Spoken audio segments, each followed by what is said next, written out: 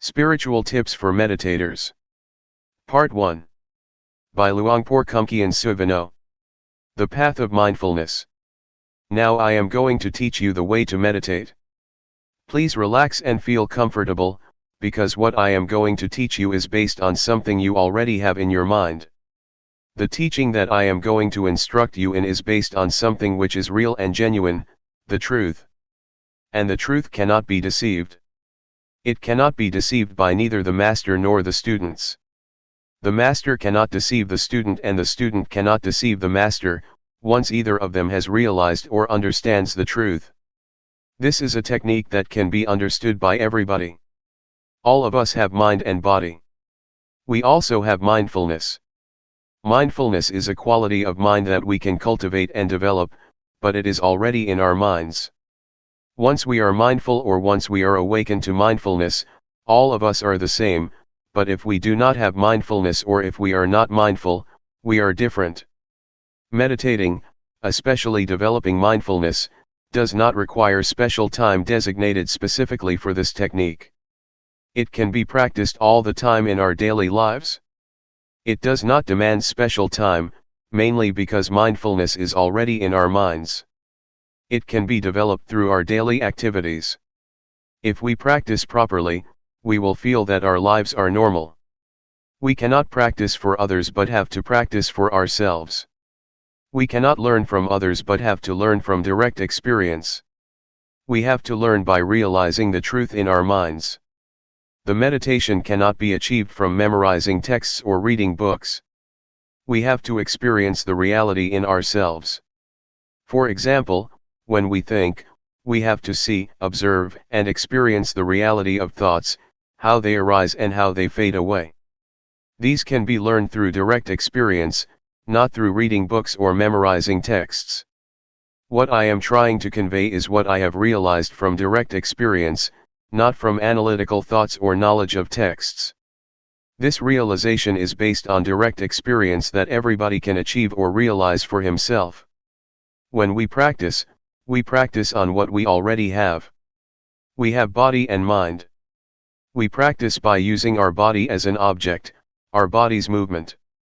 When our body moves, when our hand moves, we should just be aware. The hand is real, the body is real, and our awareness of them is real and can be cultivated. The more we practice, the more awareness we accumulate. This way of practicing asks us to accumulate awareness, until it becomes the dominant quality of our minds. Once everybody has total awareness, everybody will be the same in the sense that their lives are normal. But if we do not have awareness, we behave differently out of hatred, greed, and delusion, which disrupts our lives so that we contradict each other, preventing harmony and creating disunity. So, the point is how to cultivate awareness. The key to Buddhist meditation is cultivating awareness, and I am going to instruct you how. Once we understand and practice by ourselves, we will know ourselves better and live our lives properly. Now I will demonstrate. Everybody, please place your palms on your thighs, sit comfortably, and open your eyes. First turn your right hand onto its edge from your thigh, raise it to the height of your chest, and move it to your abdomen. Turn your left hand from your thigh, raise it to height of your chest, and move it to your abdomen. Move your right hand to your chest, move it out, lower it to your thigh, and turn it down. Raise your left hand to your chest, turn it out, lower it, and turn it down. Again. Please try to be aware of every movement, aware, not focused. Feel the sensation of your body. Just make it natural. Just feel it. That is the way to develop awareness naturally. Sometimes thoughts will sneak into our minds, just open yourself up to them but don't follow them. Once we are aware of our thoughts, we return to our body, to the movement of our hands. This method does not encourage one to stop thinking but just to be aware of it. In fact, we cannot stop thinking because it is the nature of our mind to think. We should be open to all kinds of thoughts, but do not follow them or repress them. Just be aware. With awareness, we will be firm and not react to our minds, either positively or negatively. This is the introduction. I would like you to try, to practice, to feel yourselves and see how it affects your mind. When you place your hand on your thigh, do you know where your hand is? Once you know where your hand is, you have already cultivated knowingness, that is to know, to feel where your hand is. And the practice of mindfulness is based on this awareness. When you turn your hand on your thigh, do you know the position of your hand? You know where your hand is, right? Raise your hand. Is it on your thigh? Where is it? Who knows the position of your hand? You or other people? Can anybody know for you? Is it only you that can be aware of where your hand is? No, no, no, be aware, be aware, be aware.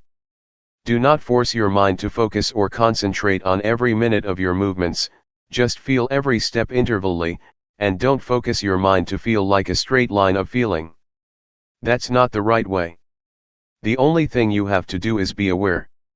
Don't analyze or try to reason what you are going to do or why you are having such thoughts. Don't analyze or rationalize any of your thoughts. Do not make judgments, whether this thought is good or not, just be open to it, be aware of it, with no blame, no repression, and no stopping, just be receptive to the thoughts. This will enable awareness to develop quickly. Keep practicing, keep doing, and keep being aware of your body's movement. It does not need to be the movement of your hand, but can be the movement of your breath.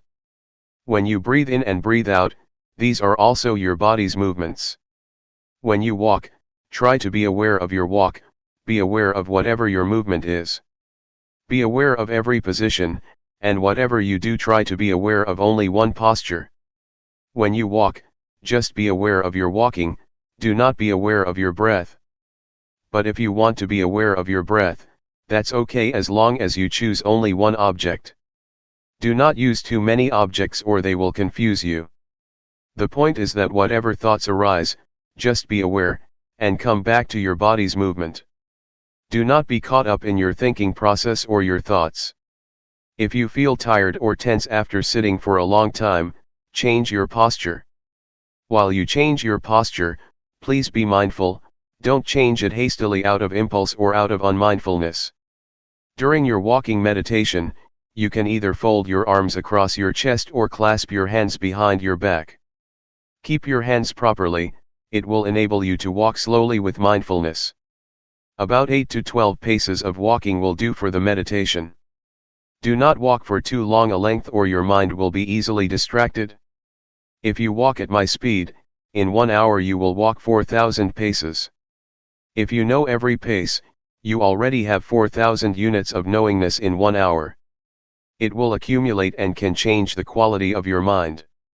Anyway, if you become distracted or you forget and become unmindful, when you walk or move your hands, that's okay. Do not blame yourself or feel unhappy when this happens. Just let it go and start again. When a thought disturbs your mind, let it be. Do not try to repress or suppress it. Just feel open to it. It will fade away automatically. This is the nature of the mind that we can realize through meditation. Now, let's try to experience it ourselves. After practicing for an hour, you may come back and we will have a question and answer session for 30 minutes. How was your practice? When you felt distracted or caught up in your mind, did you see the difference between them? Did you realize when you were caught up in your thoughts? Did you see the difference when you came back to your body's movement, or became aware of the movement of your hands or walking? Once you did that, did you see that the thoughts just ceased or passed away? When you are caught up in your thoughts or overwhelmed by emotions, you may forget to move your hand, or you may move it but have no full awareness of your body. That's okay, but try to return to your hand's movement or to your walk. Once you are aware of your body's movement, you are already a practitioner. A Dhamma practitioner develops awareness. This is the only duty of the practitioner. The same goes for feeling. If you feel tense, physical pain, or tired, do not be overwhelmed by the unpleasant feelings. Just come back to your body's movement or just be aware and see the painful feelings. In other words, don't become lost, caught up in or overwhelmed by these unpleasant feelings, but be aware. Awareness will enable your mind and your life to go ahead without being interrupted by thoughts or feelings or any kind of disturbance. Thoughts will arise, feelings will disturb you, but if you have total awareness, you can go ahead without being stopped or blocked by these hindrances. You will go ahead, go straight ahead. For beginners, just cultivating awareness is enough. Do not try to achieve or gain anything. Do not expect any realization, any insight, or wisdom from the practice. Just awareness is enough for you at the present stage, and it will enable you to go ahead without any problems or difficulties. For the beginners, you may not sit longer if you wish, and the awareness may develop slowly, not smoothly. That's okay. Just try to keep practicing, and this will enable mindfulness or awareness to develop. Do not feel bad when you feel you are caught up in your thoughts, or in pleasant or unpleasant feelings, or you become forgetful of the practice. That's okay. Do not blame yourself. Do not feel depressed. Just come back to the practice, come back to be aware of your body's movement. When you keep practice, you keep accumulating awareness. You will begin to see, to realize, the nature of your mind. You will see that thought are one thing and mindfulness is another. The thoughts or feelings are not you, not yours, not me, nor mine. Previously, you may have thought that the thoughts are your thoughts, but in fact, they are not your thoughts. The thoughts are just there, but they are not yours. And this you can see, because of mindfulness. Mindfulness will separate you from the thought, so you can observe the thought without being identified with it, or take it to be you or yours. In the sutra, the Buddha advises us to contemplate, to be aware of body, feelings, and mind or the thoughts.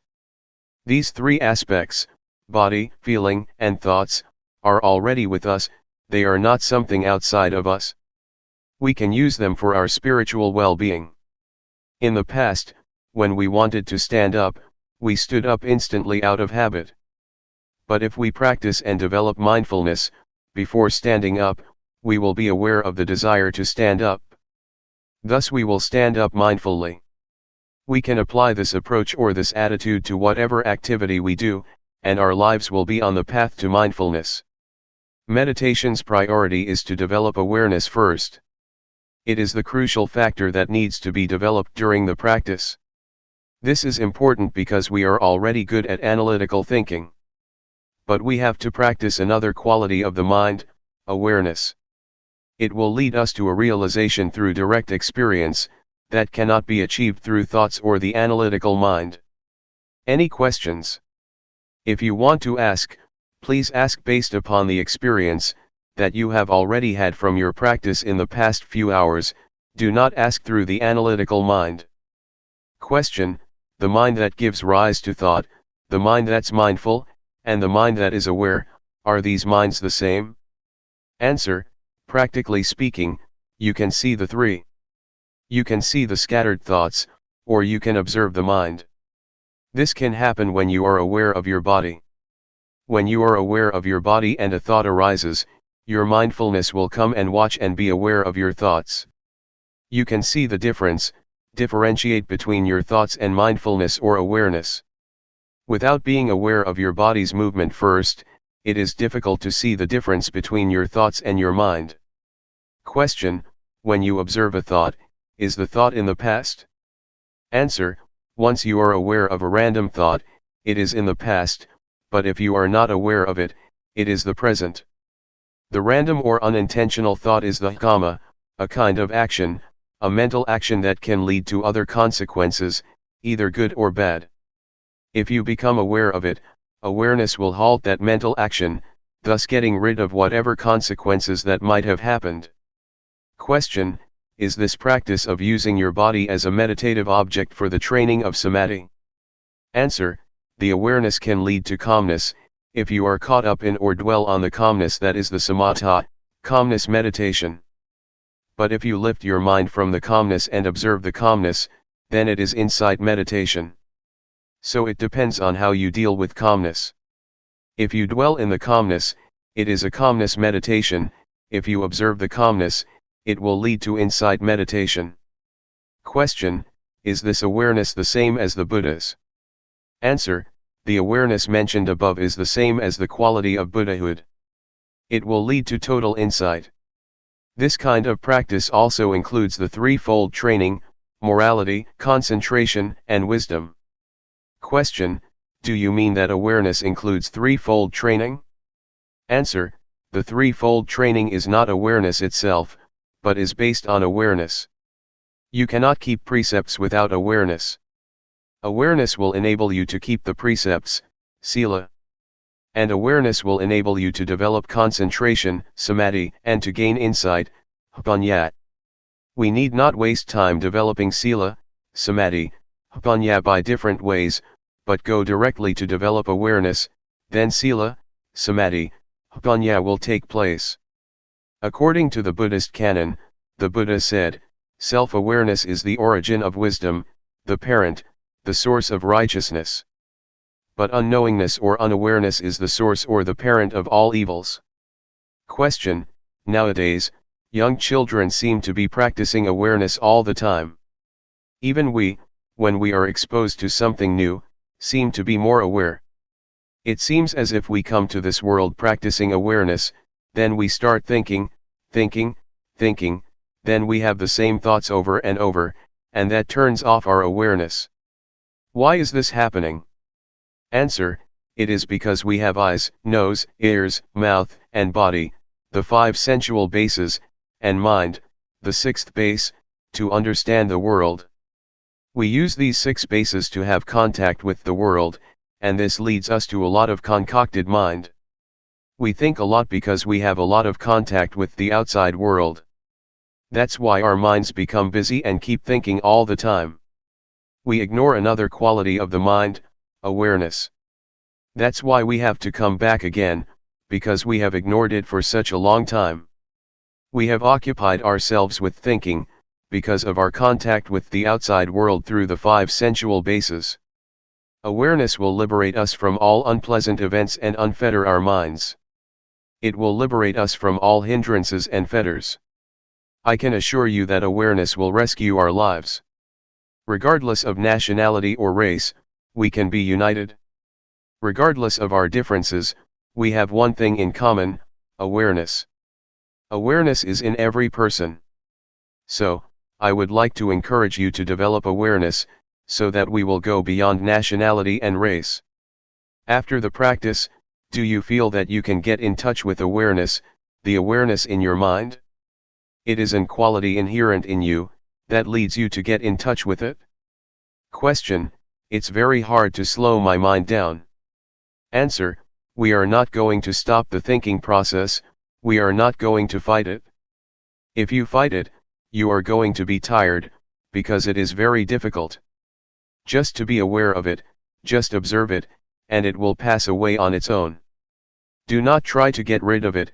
If you try to get rid of it, you will feel exhausted. Sometimes, you may find your mind was more scattered during the practice than during your normal daily life. The more you practice, the more your mind is scattered. Sometimes this happens to practitioners, but that's normal. Just be aware of it and ignore it, and try to be aware of your body's movement. The more you keep coming back, the more awareness will accumulate. Just keep coming back. Do not try to fight your thoughts. June 1, 1997. Cultivating awareness. The Buddha said that there are 5 hindrances to meditation. The first is drowsiness, the second is agitation or restlessness, the third is doubt, the fourth is sensual desire, and the last is ill will, hatred, or irritation. Doubt means that one feels uncertain, whether the practice is right or wrong, so he just stays on the edge, and cannot commit himself to any kind of practice. You may encounter any of the 5 hindrances. That's alright, it's even beneficial. Try to observe the hindrance rather than following it, or being overwhelmed by it. To observe is to keep your mind from identifying with these 5 hindrances. For example, when you feel sleepy, instead of lying down and following the drowsiness, just try to observe it, and the awareness will lift your mind from being drowsy. Thus you can learn how to interact with restlessness, or with agitation. They are not bad. They can teach. Yet, there are people who, with total awareness in their minds, can go straight through their practice without being caught up in, or dwelling on the 5 hindrances. Awareness not only helps us overcome the 5 hindrances, but will also lead us beyond delusion to insight, or wisdom. When one is unmindful, unaware, or becomes caught up in one's thoughts, one cannot see things clearly and is overwhelmed by delusion. Yet once one becomes aware or free from the 5 hindrances, one can go further to experience insight.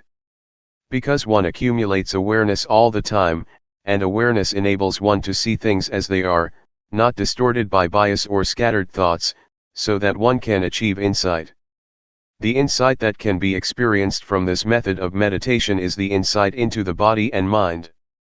You can see that the sense of us or me, in fact, is only the combination of body and mind. You will understand the nature of rupa, the form or body, and nama, the mind.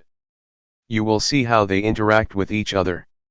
With this insight you will have a clear understanding that goes beyond the concept of me and mine, just body and mind, not the sense of self.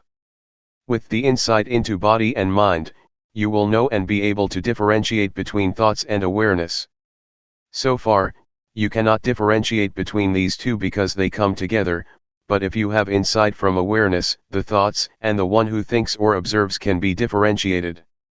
Such realization or such direct experience is what we call wisdom, because it liberates us from hindrances and suffering. It is wisdom, and at the same time it is magga, the path.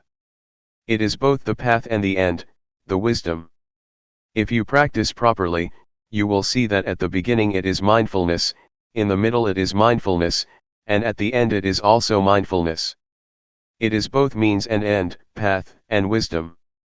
What I just said is quite ahead of you. It is a state that you may not have experienced yet, but I wanted to inform you of what you are going to realize, if you practice properly and continuously. Please try to concern yourselves with what you are practicing now.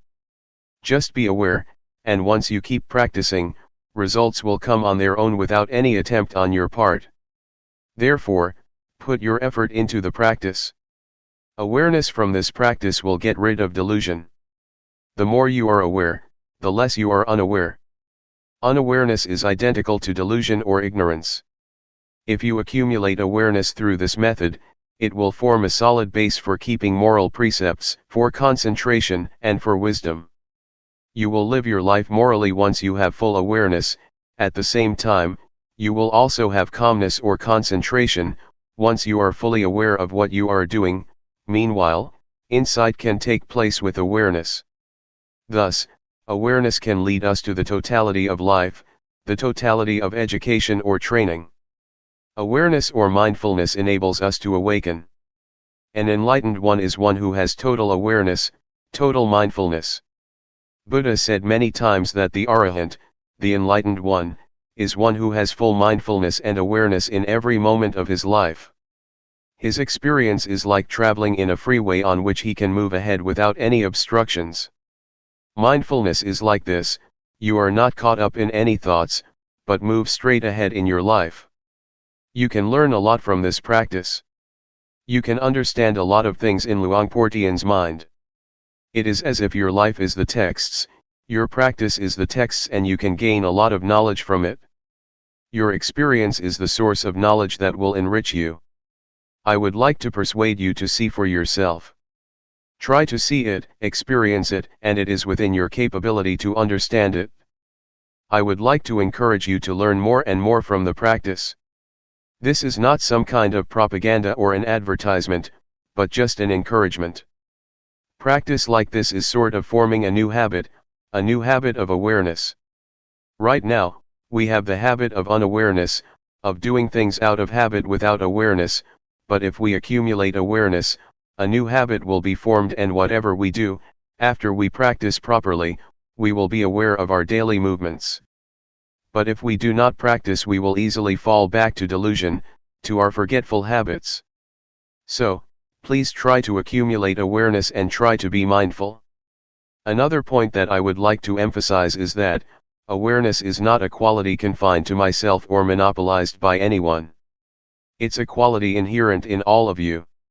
You are all capable of increasing and developing your mindfulness, not only in this room but also in your daily lives. That's all I would like to share with you. The only thing you should do is to realize it yourselves. What I talked about is not for you to memorize but for you to experience yourselves through practice. Both of us will stay here for more than a month. Should you have any problems, please come and talk with us. Question: awareness is not limited to our hands movements only, right? Can it be expanded to things like scratching itches?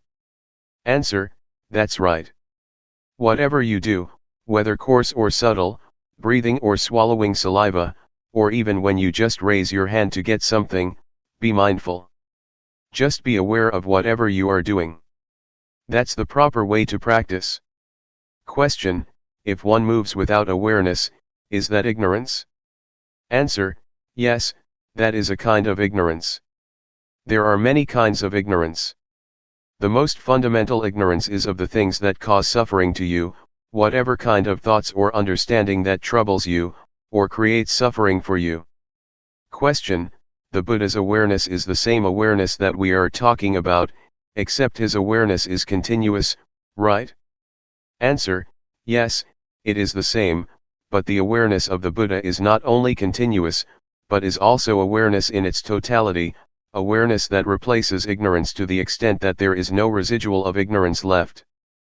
But for us, we still have ignorance, our awareness still broken. Question: what is the difference between the awareness of Sotapanna, Sakadagami, Anagami, and Arahant? Answer: the awareness of these four enlightened beings are different in terms of degree, and also in terms of quality. The first stage of enlightened being, Sotapanna, has awareness that can get rid of the strong sense of self and uncertainty.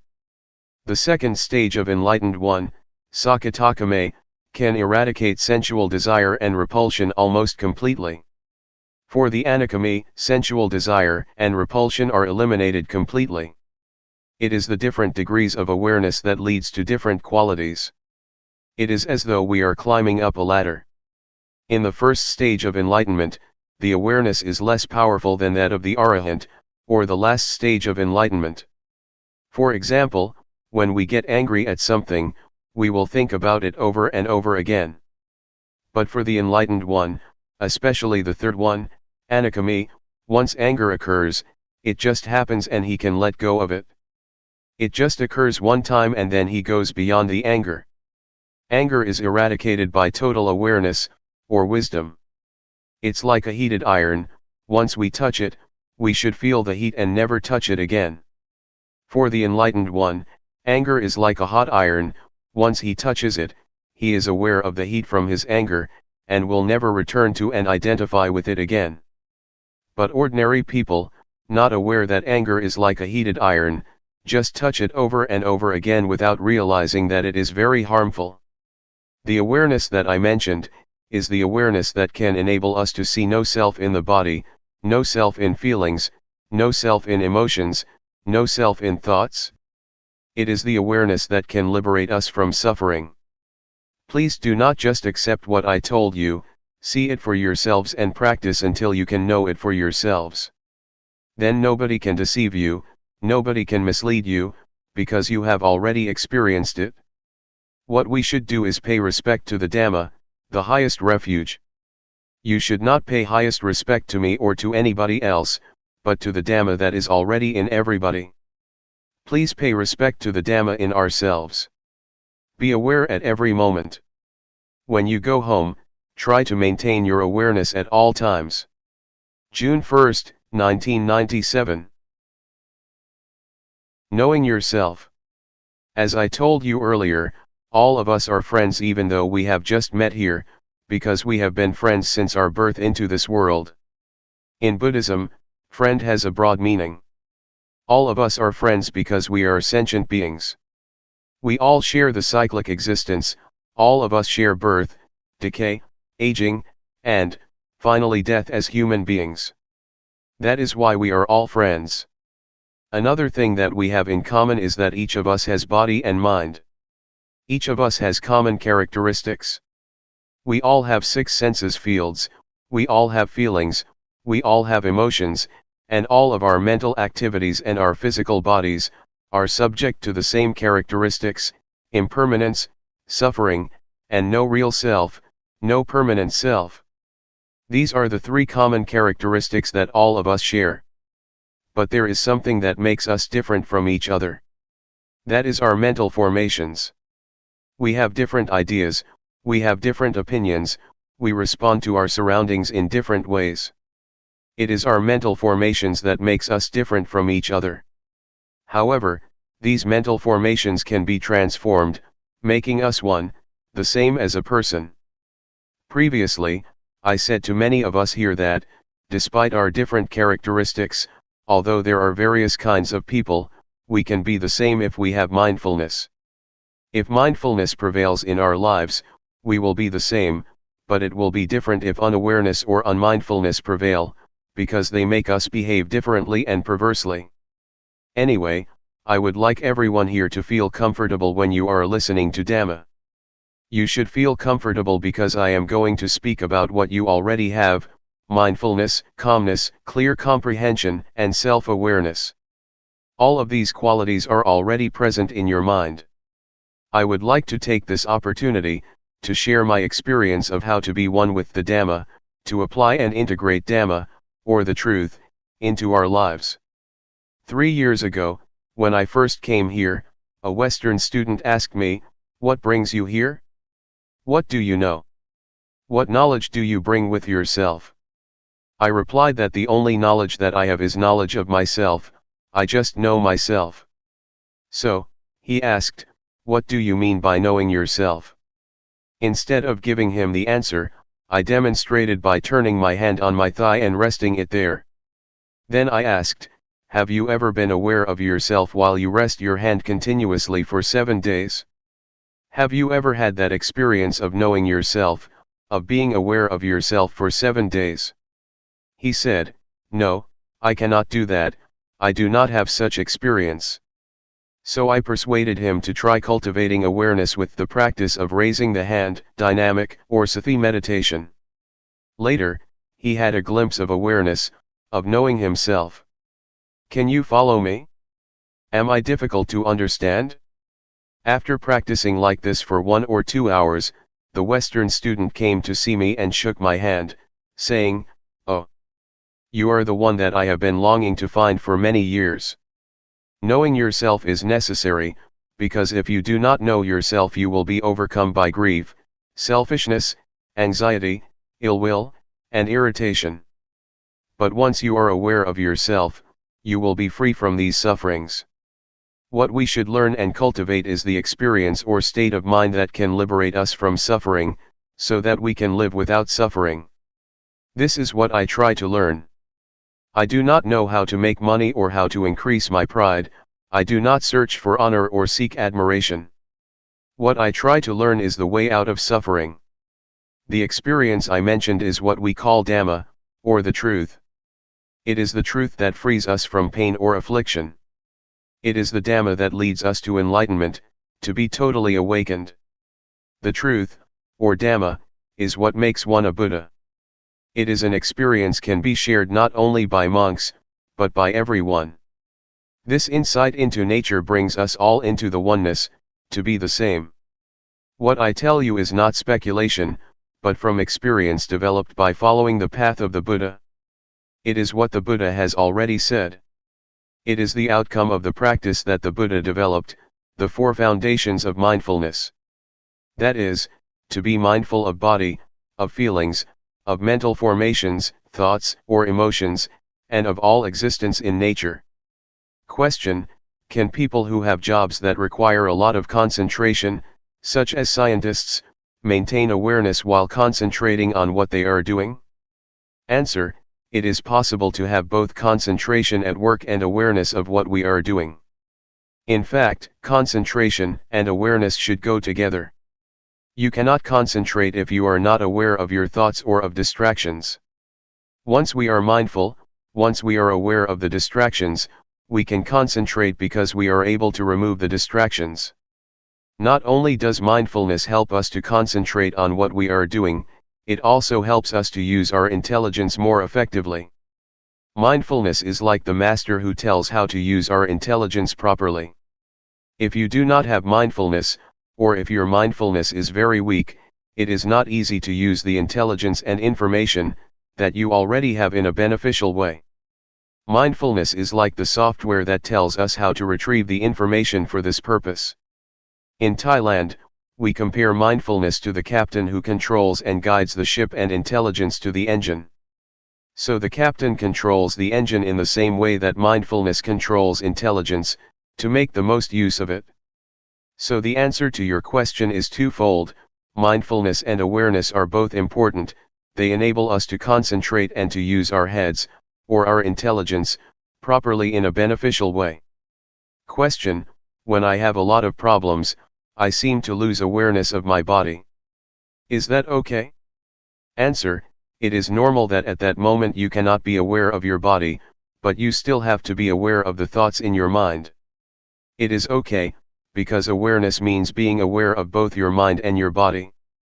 For those who have to think, it is at that moment that they should be aware of their thoughts, but it is not necessary to be aware of their bodies.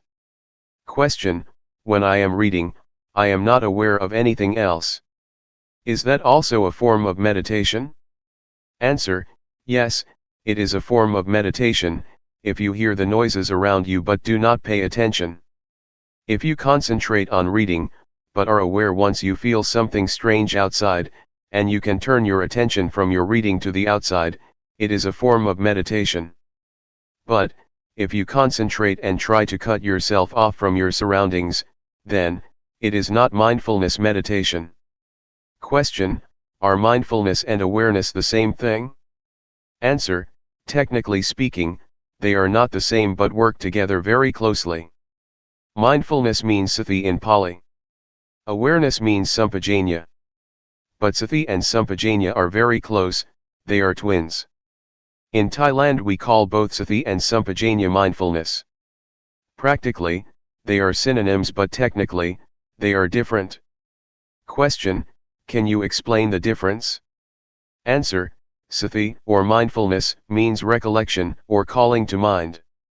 Awareness means you know clearly what is going on in your body and mind. They have to be together.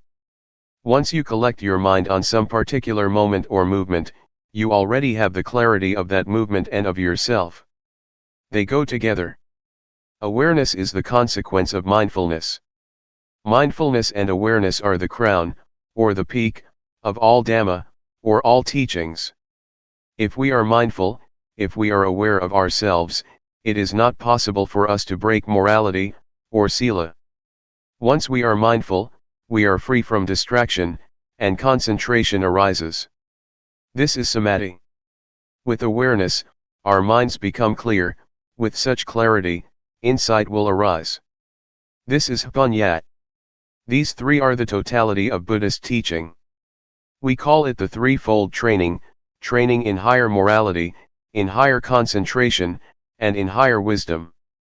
That is why mindfulness and awareness are called the crown of the Buddha's teachings. It is the teaching as a whole. With mindfulness and awareness, samatha and vipassana are possible. Samatha means calmness meditation, vipassana means insight meditation. These two types of meditation are possible with mindfulness and awareness. Question: the atmosphere was so dynamic, going from one thing to another, acquiring one thing and then another, another. It is desire, get, achieve, achieve, I had to leave. I found I was more centered when I reached home than I was at the monastery. Yet, the monastery is based on experience and wisdom, and it is this atmosphere the Buddha wants. I cannot explain why this is valid. I came 2 years ago to Chuangyan. There was the lake and the little pagoda but no statues, and today I come here and find size and quantity. I find a disturbance that was not here before. I am having a hard time placing myself in a peaceful relation to these.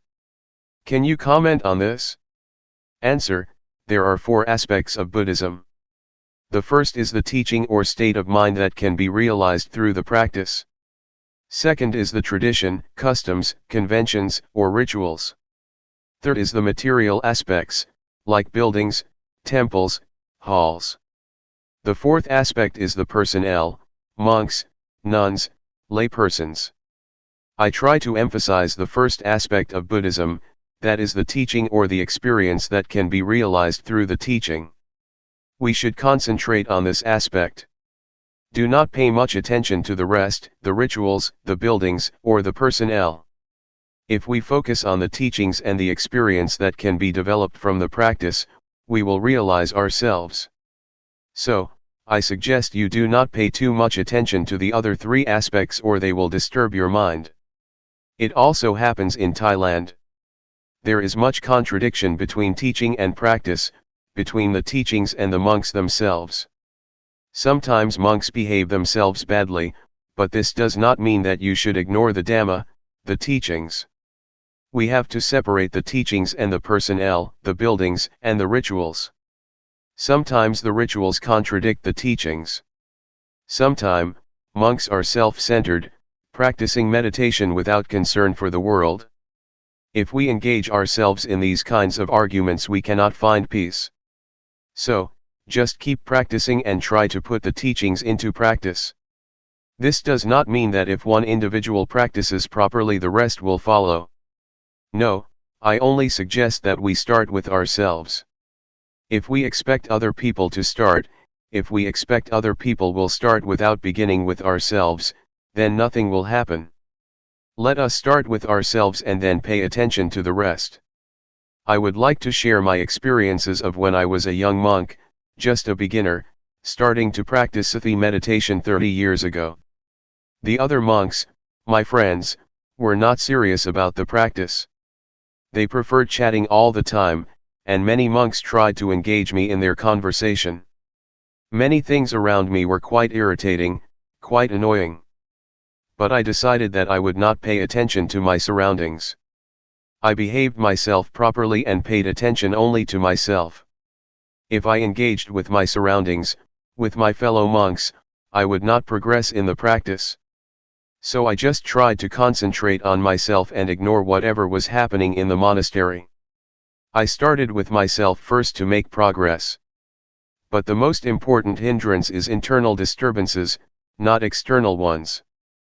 Previously, prior to coming to practice this method of meditation, I had practiced the calmness meditation, using my breath as the object of meditation to bring me calmness, a kind of trance and absorption. But when I started practicing Sati meditation 30 years ago, I doubted this method because it never gave me calmness. I was not sure whether I should pursue this method or not. There was a kind of irritation, annoyance, and uncertainty in my mind, which kept me from practicing Sati meditation earnestly, and this hindrance was more serious than any external annoyances. But once I made up my mind that I would practice Sati meditation without questioning, without reasoning, just experiencing directly with mindfulness, I felt that progress in the meditation had been made. So I would like to suggest you be aware of and concerned with the internal hindrances, that are more irritating than any external disturbances. To practice meditation, we have to be prepared to face a lot of problems. Before Buddha became enlightened, there were a lot of devils, or maras. Mara is the deity which tries to subvert or undermine enlightenment. The army of Mara tried to disturb Buddha, to persuade him to stop practicing, even threatening the Buddha. A lot of warriors, a lot of Maras, came to try to overcome the Buddha. But with the strong determination, with the earnest attempt and strong will of the Buddha, he overcame the army of the Mara. So, I would like to encourage you to be prepared, to be determined to overcome all obstacles that you might face during the practice. Question: you talked about the internal disturbances. Could you tell the nature of them and how to control them? Can we be without any thoughts for a minute or even a second? Thoughts are what cause internal disturbances. How can you control them? Answer: try to be mindful, try to be alert and awake, don't follow or be carried away by our internal disturbances. For example, if you feel sleepy or drowsy, do not follow the drowsiness or be carried away by drowsiness. Stand up or rinse your face with water or try to be skillful. Create or invent a method that will enable you to be alert and awake. For instance, when you are sleepy, visualize the illumination of the sky, picturing a radiant sky. This will enable you to awake from drowsiness. Drowsiness is the first hindrance, or nivarana in Pali. Nivarana means hindrances that keep you from progressing in the path of enlightenment. Besides drowsiness, there are also irritation, restlessness, sensual desire, and ill will. These are the 5 hindrances that disturb you, and you should be prepared to deal with them.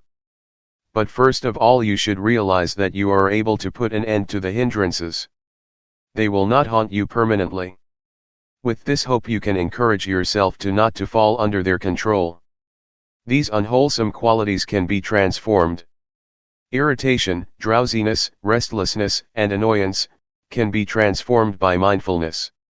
Drowsiness can be transformed into awakening, laziness can be transformed into diligence, irritation can be transformed into peace. It is in our capacity to do that. But if you are skillful and learn how to encounter these unwholesome qualities with mindfulness, you will realize that all of these disturbing qualities can bring us wisdom. They can be our teachers. Drowsiness can teach us to be more intelligent. Irritation can teach us to be wiser. These can be accomplished by cultivating mindfulness.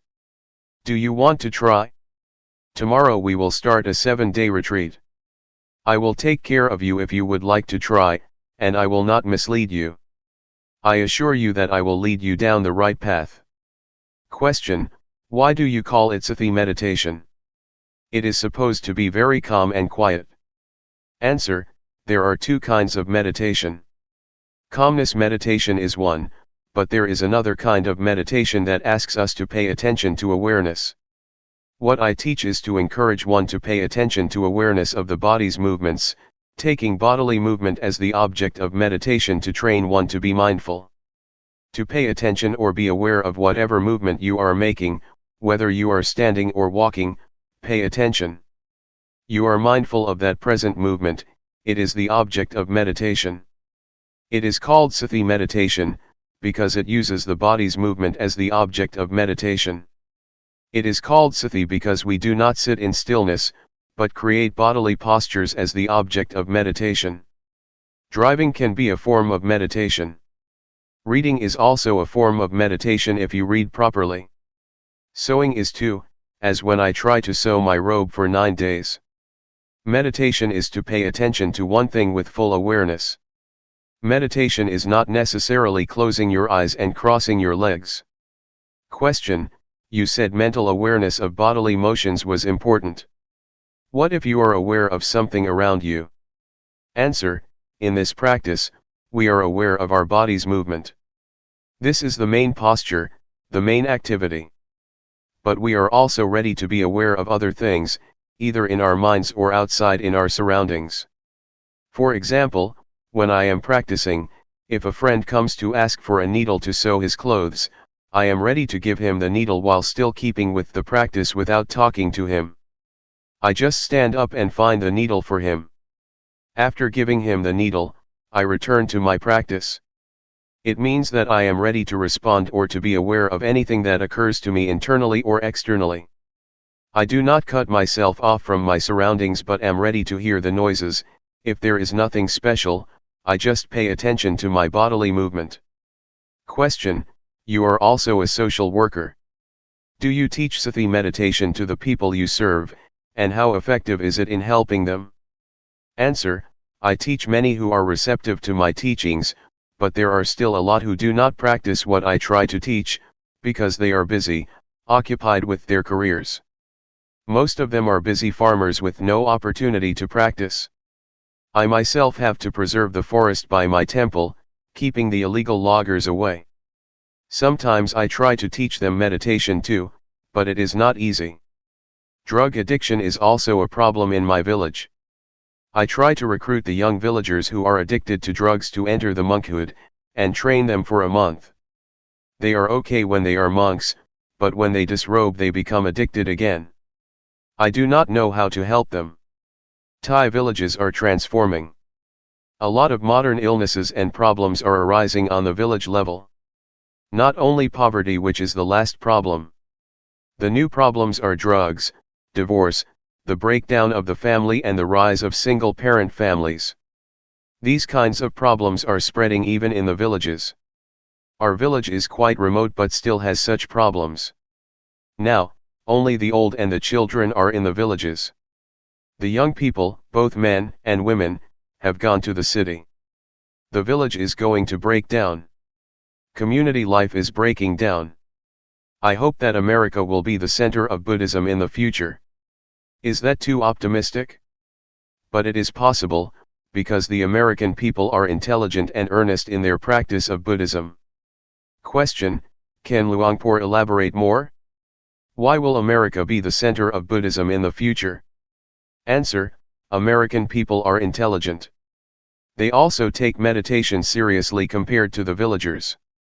For example, in my area, the villagers have to go out to the fields really early in the morning, cutting the sugar cane, so they have no time to visit the temple. They are busy all the time. But here, many of you live far away but can still spare the time to come here to practice meditation, while my villagers living next door to the temple have never showed up. June 8, 1997. Realizing the true nature. This is a good opportunity for all of us here, to practice in order to understand and realize the true nature of ourselves, and the true nature of reality.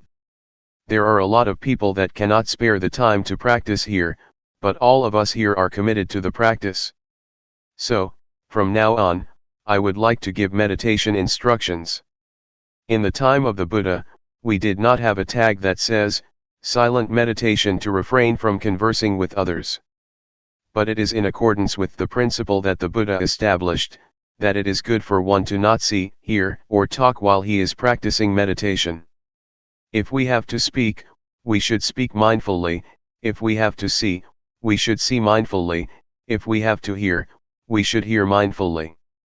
We come here to practice meditation, to cultivate mindfulness. Mindfulness is already a quality of our mind. Practicing meditation to cultivate mindfulness, we encounter a lot of obstacles, a lot of disturbances both in our minds and from the outside. So we should learn how to cope with them skillfully. For example, when you practice, you may feel pain, be tense, or tired after sitting for a long time. You need to change your posture, changing your position from sitting to standing or walking. But before standing up, you should remind yourself to stand up mindfully. Do not stand up out of habit or stand up unconsciously, but do it mindfully, with full awareness. This is the technique that I would like to share with you. Try to allow mindfulness to guide our behavior. When we are tired of walking and would like to sit, we should be aware of the desire to sit. The desire to sit and the awareness of it are different. With awareness, we can see our desire, our need to sit.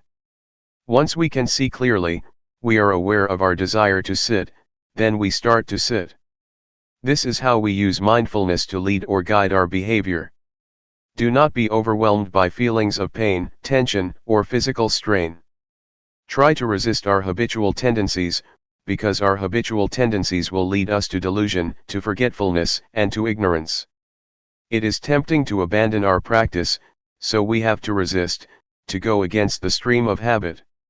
For example, before the Buddha's enlightenment, he sat near a stream and was determined to practice to the end until he reached enlightenment. Since he was not sure whether he would achieve enlightenment or not, he put a plate on the stream to see whether it could go against the stream or not. If it could go against the stream, that would mean he would achieve enlightenment, and he found that the plate could go against the stream. This is analogous to his determination to resist the habitual tendencies, which led him to enlightenment. So, I would like you to try to follow his path, to always be aware. Be constantly aware of your body's movements. When you raise or move your hand, keep being aware of your body's movement. Do not let yourself stuck on anything else, be it high or low, pleasant or painful. Just be aware of your body's movements. For beginners, I would like to suggest you meditate in two postures, sitting and walking, sitting and moving your hands in a rhythmic pattern. But, if you want to try to meditate with breathing, and you feel that it can develop your mindfulness, that is fine. However, I would like you to practice in only two postures. Try not to use the lying posture because it is not good for mindfulness. Also, in daily life, keep practicing mindfulness when you are changing your posture. For example, when you go to the dining hall or to the toilet, be mindful in every posture, in every movement you make, whether it be in this room or outside. Avoid judging whether this is right or wrong, or keeping asking yourself, am I doing this correctly? Try to avoid the sense of right or wrong. Keep practicing, simply practice. Do not be anxious. Avoid skeptical doubts. Just keep practicing and try to be aware of what you are doing. That is all. It is not too complicated. For beginners, avoid worrying about the method, because it will obstruct your practice. Just go ahead and practice and you will learn from your experiences. Otherwise, you will keep questioning yourselves and halt your practice. If you have questions, feel unsure, or feel doubt about the practice, come to see me. Do not ask other people. Do not worry about right or wrong, do not keep asking yourself whether you are practicing right or wrong. Your direct experience will tell you. The truth will reveal itself. When you practice, you become aware of mind and body. The insight into your mind and body, the insight into the nature of mind and body, will tell you without your asking yourself whether this is right or wrong. Let the direct experience tell you. Question: what is awareness? Answer: awareness is to be aware of the sensations of the body, to be aware of what you are doing at the present moment, whether it be eating, or some particular meditation object that you choose, such as breathing. If you choose breathing as the object of meditation, you become aware of that. That is the awareness that I mentioned. Just be aware of the whole process, not the details. Place your hand on your thigh. Are you aware of it? Right hand up. Are you aware? Just be aware that your hand is on your thigh, that is okay. Then, raise it up and move it to your abdomen. Turn up your left hand. Be aware. Raise it up and move it to your abdomen. Move your right hand to your chest. Turn it out and lower it to your thigh, and turn it down. Raise your left hand to your chest, turn it out, lower it, turn it down. Again. Are you really aware of the movement of your hand? Do you just think that you are aware, or do you really experience the awareness? Now, pay attention to your breathing, inhale, exhale. Can you feel the sensation at the tip of your nose or at your abdomen? Question: can one observe the tip of his nose and abdomen at the same time? Answer: you have to choose. How is your awareness? It does not matter what object you are going to be aware of. You can move or shake your fingers and use them as the object of your awareness. It is the same awareness. You can apply it to other positions or other postures. Try whatever gives you clear awareness. Sometimes you may feel doubts, and the awareness is not clear after practicing for a length of time. You may need to change your posture, to raise your hand, to touch your body, or to breathe, changing your object of meditation to breathing. Just be aware when you are changing your posture, so you feel the new sensation. But this is only temporary. Afterward, you will resume your main posture, sitting or walking. After repeating it, you may feel drowsy because of the repetition. You become sleepy. You need to change and then resume the main posture. It is a technique to awaken yourself so that you can have clear awareness. Awareness becomes clearer and clearer with your alertness. It is enjoyable if you try to use variations, try to initiate, invent, or apply many things to yourselves to solve your problems. You will enjoy this and be at ease. Easy. My master sometimes changed to the posture of paying respect to be alert, to awaken himself. As for walking meditation, try to either fold your arms across your chest or clasp your hands behind your back, and walk not too slowly and not too quickly, about 8 to 12 steps. Do not gaze too far. Do not lower your head too much. Just stare at the floor about 2 meters from your feet. If you gaze too far, you will be distracted, but if you lower your head too much, you will feel tense. Feel free to choose any posture you like, but try to spend a length of time with the posture you choose. Do not keep on moving or changing all the time. When you feel tired with a posture, do not change it suddenly. Try to delay, to go beyond the time limit, try to go a little bit further.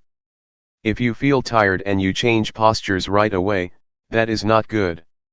Try to go further to strengthen your will, your mind, your determination, and your body.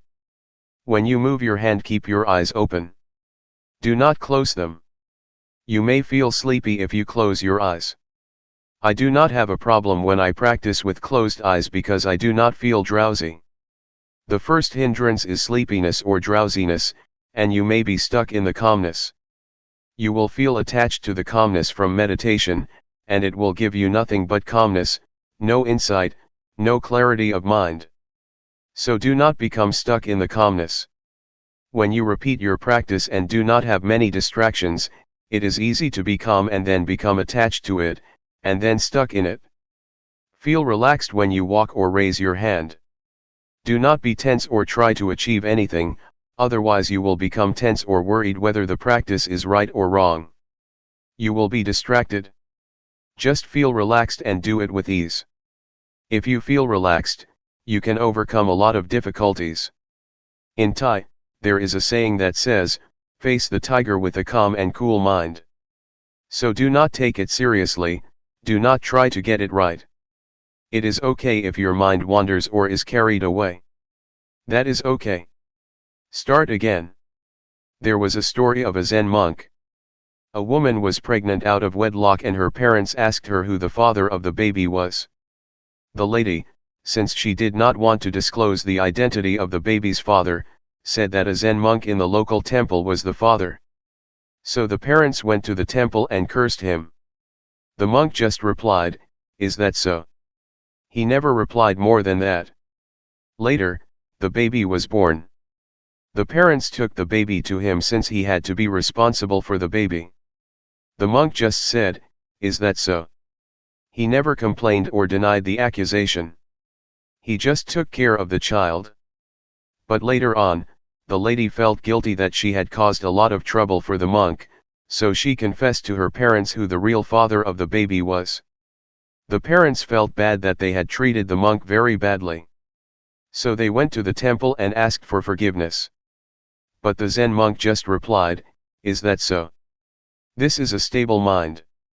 The mind that keeps constant never changes. Whatever situation it is, be it good or bad, the mind is still the same, the behavior is still the same. That is all for tonight. June 8, 1997. The balance of the mind. You have to bear in mind that words or language have their limitations, they cannot express or convey all conditions of mind, but you can see for yourself what happens to your mind during the practice. We try to cultivate awareness of our body's movements. To do that we have to keep our minds in balance. If our minds turn outward, that is they are distracted by external conditions or overwhelmed by stimulated thoughts, we cannot have clear awareness. At the same time, if our minds turn too much inward, we are easily tense because we focus too much on trying to stop our thinking. This will not enable us to have clear awareness either. Turning too much outward or inward is not good for us, so we should try to keep our minds in balance, neither carried away by thoughts nor trying to stop thinking. When I was a young monk practicing with Luangpor Teean, I practiced in a small cottage with closed windows and closed door. Luangpor Teean came to see me. He stood outside my cottage and asked me from outside, "Can you see me?" I replied, "I cannot see you." "Why?" he asked. "Because I am in the cottage and you are outside," I replied. Luangpor Teean then asked, "How can you see me?" I replied, "I have to open the door so that I can see you." So, Luangpor Teean asked me to open the door. When I opened the door, he asked me to stand at the threshold and then asked me, "Can you see me?" I said, "Yes." "So, you can see outside of your cottage?" "Yes," I replied. He asked, "Can you see inside your cottage?" I said, "Yes." So, Luangpor Teean emphasized, you should practice like this, that you can see both outside and inside, not to practice with the closed mind that you cannot see anything but inside yourself. This is not a good practice. You should practice with a mind that can see outside and inside. This is what he taught me. Luangpor Teean's instruction will be fruitful if we do not only reflect it, but try to follow or bring it into practice. If we just speculate on he taught, it is useless. We have to bring it into practice and see for ourselves how it works. The point that Luangpor Teean emphasized is to keep our mind in the middle, not too much outward nor too much inward. The only way to do that is to feel, to stay on the basis of awareness. In order to have clear awareness, we have to keep our minds in balance, neither falling into distractions nor forcing our minds to concentrate, or putting much focus on any one point of the body. To be aware is to see, to notice the heat, to notice the cold, to notice pleasure, to notice pain, to be aware when our minds become high, and also to be aware when our minds become low, not to fall or be overwhelmed by each opposite of our mental states. Just let go of high and low, heat and cold, keep your mind unaffected by them. This is the middle way. This is the path that the Buddha described, the middle way. Those who force the mind to concentrate on the body's movement, or try to stop thinking, are what he described as trying to turn inward. That is, trying to stop thinking, or trying to force the mind to focus on a particular point of the body's movement. It is easy to get physical problems doing that. You may find it difficult to breathe or feel your chest tense. In this situation, it will be more fruitful to turn our minds outward, to our surroundings. For example, for anyone who has such symptoms, or is tense because of an overly inward-oriented mind, I would try to persuade that person to notice his or her surroundings. That is to turn their minds outward so that it will be in balance. In this case, outward orientation, or outward attention, is useful. It is not bad all the time. It can be useful, if we are to solve the problems of balancing our minds. A few years ago, there was a case in Thailand where a villager, who was very earnest in the practice, took his practice very seriously to the point of where his hands became so stiff, he could not move them. He did not show up for the morning chanting session, which started around 4 o'clock, and I did not see him in the dining hall at breakfast time either. I wanted to see what happened, so I went to see him at his cottage after breakfast, and found him sitting with his hands stuck to his abdomen. Once he saw me, he asked for my help.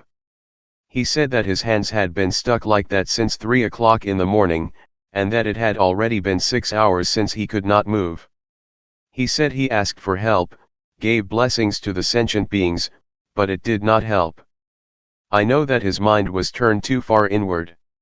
So, I tried to speak with him to push his mind outward, to involve him in outward conversation. I had a conversation with him in order to let his mind out of that situation.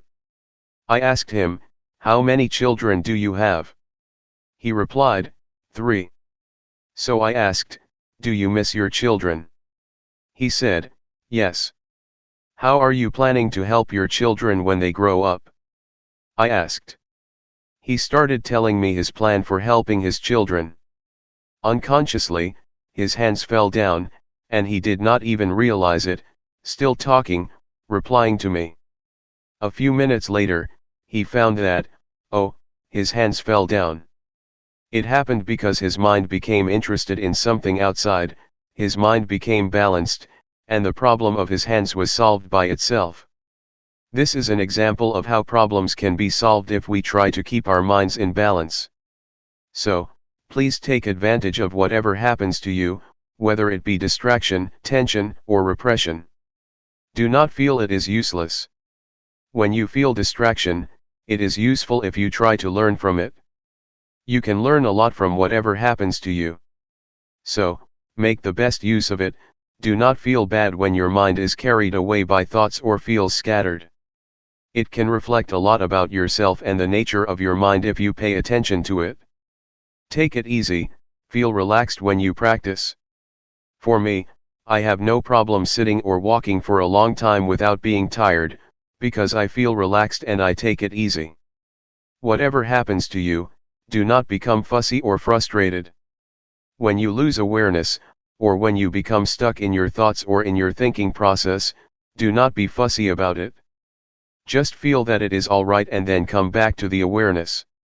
With this kind of attitude you will feel comfortable, and will get through any kind of problem. You may face not only tension or frustration, but also drowsiness or anxiety. But if you take it easy with the effort, with the attempt to resist these tendencies, you will overcome all of them. Any questions? Question: you just mentioned that when you reflect you can understand more about yourself, but during the practice, aren't we supposed to not think and just be aware? Answer: yes, at this time you need not to investigate. Just be aware of it, just see it, that is enough. You will finally understand the thoughts, so you need not investigate. Just being aware of them is enough. I would like to add that once you have a better understanding of yourself and your mind, you should be careful not to fall into the trap of knowledge. Just knowing that you know is enough. If you become excited with your knowledge, it can distract you or obstruct you from being aware of your body. Question: does the knowledge obstruct because you are thinking too much? Answer: it is a trap. It obstructs the practice because when you know more and more you become fascinated by knowledge. When you know more and more, you tend to follow the flow of the knowledge and then you lose the practice of awareness. There is a possibility that insight will arise within your mind, wisdom, or insight into the nature of body and mind. You will have an understanding about wholesome, unwholesome, sin, and merit. You will understand the three common characteristics: impermanence, suffering, and no self. You will realize that you can be a monk in essence though you are a layperson. Some monks, after practicing and achieving such insight, exclaim that, "This is the first time that I feel as though I am a real monk. Just today I became a monk." Despite the fact that they had been ordained for many years, they felt that they were not monks until then. Question: someone else suggested that, and I have tried it a couple times. After you practice a long time, you feel very well and calm. That is a good time to think about what you want to do in the future, because your mind is very clear at that point. Answer: there is no problem if you know when to finish. There are some artists who use meditation to calm the mind in order to paint. But I would like to say that meditation is not only for work, or solving practical problems. You should aim beyond that, to remove suffering. We should use meditation for a higher purpose than solving the practical problems of daily life. Just keep this in mind so that we can make the most of it.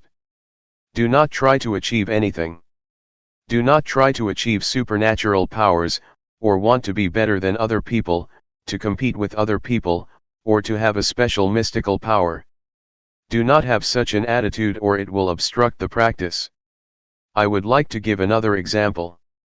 One monk in Thailand had achieved a lot before his entrance to the monkhood. He was a member of parliament, he had achieved everything he wanted to achieve.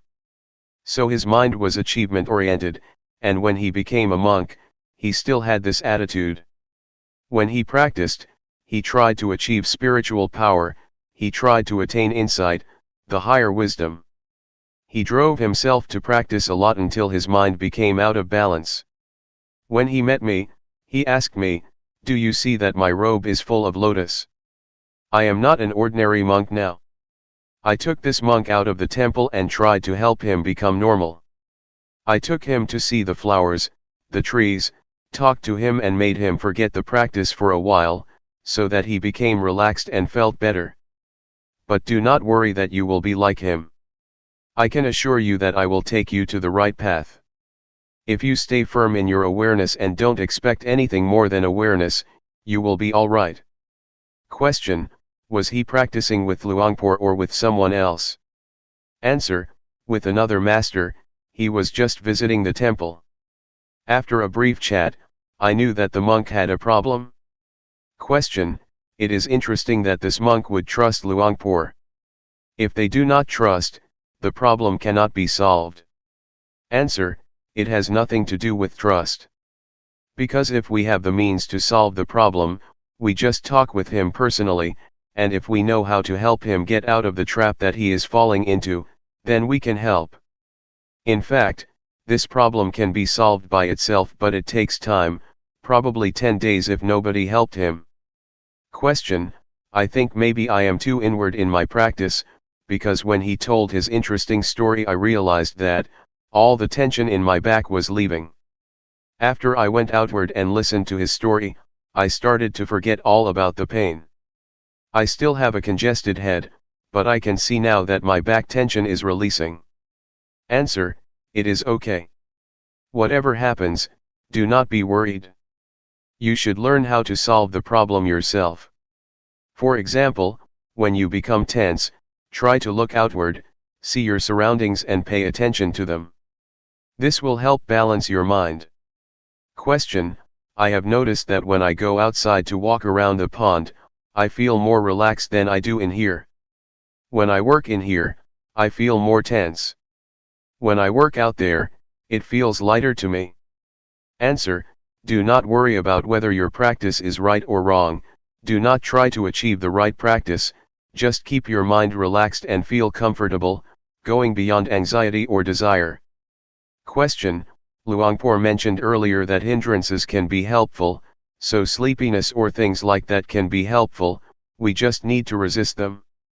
I am just thinking, for example, that today I feel drowsy, and I have been staying with it. I am just thinking that maybe it is helpful sometimes to just go take a nap. When you wake up you feel refreshed, then you can practice better instead of trying to stay with it for a long time. Answer: if your body needs rest or feels physically tired, taking a nap is alright. Even the Buddha suggested you do that if your body needs it. But we should not take a nap on every occasion, just special occasions. If you take a nap every time you feel drowsy, you will not go anywhere. Question: in Sathi meditation, we use our body's movement as the object of meditation. While doing the practice, there are other sensations of the body taking place, such as the stomach growling, legs going numb or coughing, etc. Where do we place awareness? Answer: when you cough, do it mindfully. When you feel tense or when you feel tired or have physical pain, sometimes it is not good to resist it. You have to reduce that pain by changing your position from sitting to walking, etc. You have to learn how to reduce this kind of suffering, it also depends on the case. For example, when you feel pain at your neck, you are aware of it, but you should not concentrate on or pay attention to it. You should just continue the awareness of your hands movement. But if you feel tired and your body needs to relax, then you should change postures, or if you have gas in your stomach, the gas should be released mindfully. Question: can you define mindfully please? Answer: you are aware of it. Mindfulness and awareness are interchangeable. Practically speaking, they are the same, concomitant, twins. So, to be mindful is to be aware of that particular thing. Question: but when you talk about awareness, you are talking about your senses, right? What you feel, what you taste, what you hear, what you see, that is all part of awareness, right? Answer: Yes. Knowing what you see and what you hear is awareness. But for the practice, you just pay attention to the object of meditation, like the body's movement. Once, while I was practicing sitting meditation, a big snake moved towards me and it seemed to me that it did not realize that I was in front of it. So, I tried to stop it and make it aware that there was a person in front of it. I threw a matchbox in front of it, and it raised its head once it realized that there was something in front of it. Once I knew it was a cobra, I tried to protect myself without fear, without nervousness or anxiety. Since at that moment, I knew I should not move hastily, I did it mindfully, grasping my robe to protect myself. I prevented the cobra from biting me. June 9, 1997. The Threefold Training. We have to study ourselves to gain a better understanding of ourselves, otherwise, we will become the victim of suffering. Suffering will become our master, and control our minds. If we know ourselves, we become our own masters and can live our lives accordingly. Within ourselves, there is both heaven and hell, merit and evil. Our mind can be the source of happiness or the source of suffering. Pleasure and pain are inside ourselves, as are all states of mind. If we know ourselves better, we will learn how to make our lives happy and free from suffering. There is no better way to understand ourselves, to work and see ourselves internally, than practicing meditation. But normally people are not much interested in meditation. Buddhadasa, a great monk in Thailand who passed away recently, once said that people tend to respect monks, but they never listen to them or put their teachings into practice. Mindfulness meditation is the shortcut to the heart of the nature of our minds and bodies. It will lead us straight to the core of reality, that is the body and mind. There is no way for us to gain a better understanding about mind than mindfulness meditation. Mindfulness helps us attain wisdom or insight into body and mind. It helps us to be clear and remove any doubts we may have about ourselves. During the practice, you may ask yourself, what am I doing? Why did I come here? What is the purpose of meditation? Will it work for me? Or you may ask yourself, is there heaven or hell? These are all questions that I asked myself 30 years ago when I was still a layman. When I met Luangpor Teean, my master, he persuaded me to practice with him. He said that, all of these questions will be answered if you practice with me. What we are doing here is trying to follow the path of the Buddha. The Buddha once said that all of us are subject to suffering. We have suffering in front of us. It has penetrated into the deepest core of our existence. Suffering dominates our lives, so we should be aware of it and try to find the way out of it. We come here to practice meditation in order to get rid of suffering. This method of practice enables us to see the reality of body and mind, to see how suffering is created. It is created from our attachments to body and mind.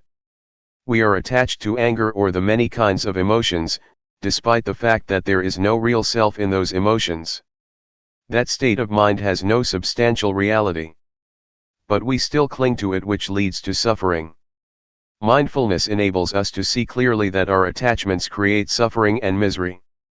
It helps us see the body as it is, a combination of various factors. The fundamental elements that comprise the body are earth, fire, water, and wind. We can see clearly how these four fundamental elements make up the body. We can see clearly that the body is not self. There is no self in the body. It is just the combination of these four fundamental elements. Meditation will also enable us to see the nature and conditions of the body. All questions about the body will be solved and we will not have any questions anymore about it. The same goes for the mind, we will understand the mind with mindfulness. There are thousands of different mental activities of the mind mentioned in the Tripitaka, or the Buddhist canon. These can be understood by us, if our mindfulness is developed enough. During your practice, a lot of thoughts arise in your mind and you may often be disturbed by them.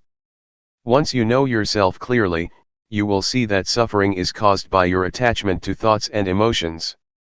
When we hear a noise, we react to it, we are attached to it, and we make judgments about it. The noise is good, the noise is bad. Whatever we see, whatever we have contact with, we always react to it and make judgments, good or bad, pleasure or displeasure, satisfactory or dissatisfactory. We are not aware that we should not be attached to these objects because they have no self, it is just a thought, not the self, and we should not make it personal. There is no person in that thought, but because of our ignorance, we grasp it and take it to be a person or make it personal by attaching ourselves to it. Mindfulness meditation helps us to see, to go beyond convention. Conventions are not the ultimate reality. They are what we assume them to be. You assume that this is good, that this is bad, I am the monk, you are the layperson, this is Guanyin Bodhisattva, etc. We are attached to convention and this makes us suffer. If we see the ultimate reality, we will see and understand that convention is just what we agree upon together. With this insight, with this understanding of conventional reality, suffering has no basis of existence. Suffering exists because we are attached to conventional reality. Once we have insight into conventional reality, and understand that it is not the ultimate reality, suffering cannot be sustained. This is the ultimate insight that we can attain if we develop enough mindfulness. The practice covers the whole aspects of the training according to Buddhism. According to Buddhism, there are three aspects of the training we call the threefold training: training in higher morality, training in higher concentration, and training in higher wisdom. When you practice and develop awareness, the awareness will keep you moral, because if you have awareness, you will not be inclined or tempted to conduct evil. Awareness will enable you to be calm and have a peaceful mind. And, obviously, awareness will bring you to wisdom, to have insight into the nature of reality. You can see that whatever object we have contact with, there is no real self, no independent or substantial self that we can attach to. This will enable us to see reality as it is, to see how impermanent it is, to see how suffering it is, to see that there is not a self that we can attach ourselves to. Everything will be seen under this framework as being impermanent, suffering, and no self. We see what is subject to impermanence, what is subject to suffering, what is subject to no self. We let it be as it is. We are not attached to it. These are the insights that we can gain from the practice. With the insights I mentioned to you, our lives will not be harmful to either other people or to ourselves, because there will be no base for hatred, greed, or delusion to exist. We know that there is no permanent self for us to attach to, so we will feel free, we will feel independent because we have nothing to be worried about. I can assure you that this practice is the way to the noble path, to a noble being, to a noble life. It will lead to the truth that can be shared by everybody, realized by everybody. It cannot be deceived or distorted because it is already inherent in all of us. There is a saying in Thailand that morality will bring us happiness, a peaceful life, and enlightenment. The morality that I mentioned can be achieved by being mindful, by cultivating mindfulness, and it can be assured by the practice that I suggest and instruct you in. Anyway, what I teach is from experience. What I say now may repeat what I said before. It may not flow vertically or continuously, but it is the experience that comes from my heart and can be shared by anybody who practices. Enlightenment means there is no self to suffer, the self vanishes, so there is no base for suffering to exist. We do not need to act out of desire for enlightenment. We just practice, simply practice, and realization will come to us naturally because we carry out our actions. We make the cause and the outcome will take place independent of our desire. Enlightenment has to take place because we have created its cause. According to the law of causality, once we do this, that will happen whether you like it or not. So, you just practice. Action is called karma. If you do it this way, it will lead to the result which is independent of our desires. It just happens.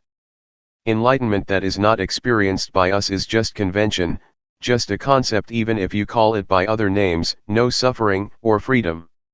Anyway, The point is that we just try to reach the state of no self where there is no suffering.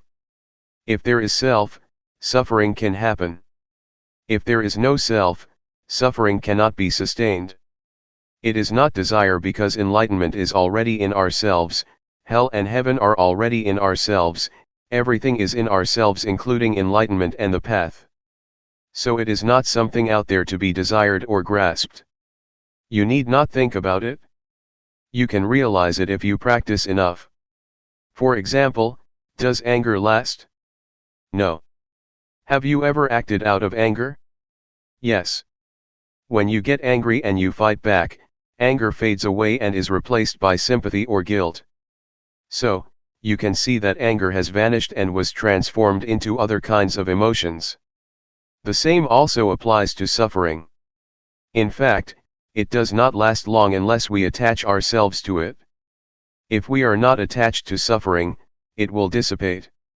This can happen if we have insight. Whatever we encounter, we will understand that it is impermanent, unsatisfactory, and no self. We will discard it easily without attaching to it. We let it go like garbage.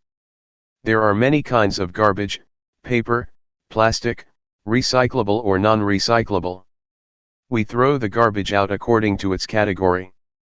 The same applies to whatever experiences we have. Once we make contact with any kind of object, we let it go.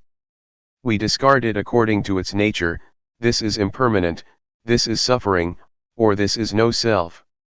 All experiences can be perceived into three characteristics, and we just let them go according to their nature. If we live our lives this way, our lives become holy, pure, clean, and free from defilement. It is as if nothing can make us impure. This holy life will make everyone a monk. Everybody here can be a monk. It is a state of mind, a state of pure holy life. In the Buddha's time, there were many established lay people that could be called monks or a noble one, because they were free from suffering. All teachings of the Buddha are centered on these three: impermanent, unsatisfactory, and no self. In the first sermon of the Buddha, he asked the 5 ascetics who would become the first group of noble beings, "Is there anything permanent?" They replied, "No, everything is impermanent."